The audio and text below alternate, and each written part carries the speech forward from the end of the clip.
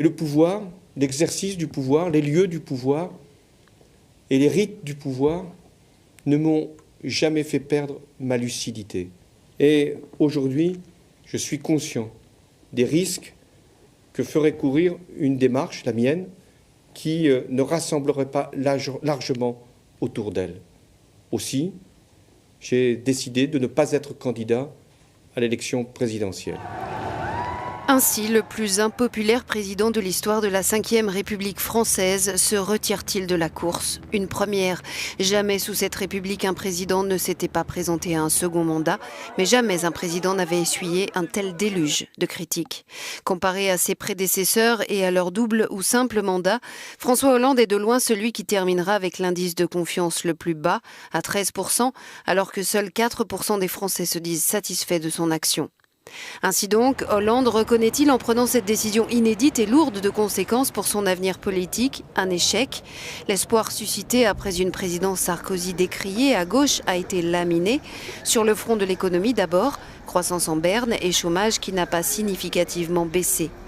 Et puis Hollande, lui président, se voulait différent, en rupture, ramener de l'exemplarité par exemple, disait-il. C'était sans compter ses affaires de cœur qui allaient se retrouver étalées à la une des journaux et au passage quelques secrets d'alcôve divulgués, comme l'affaire des 100 dents.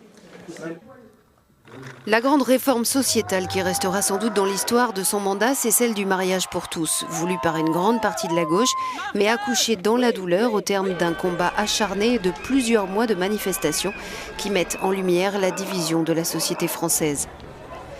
Avec la terreur qui s'abat sur la France, l'onde de choc provoquée par le massacre à Charlie Hebdo, puis les attentats du 13 novembre, l'agenda du président est bouleversé. Il faut réagir, protéger, sécuriser.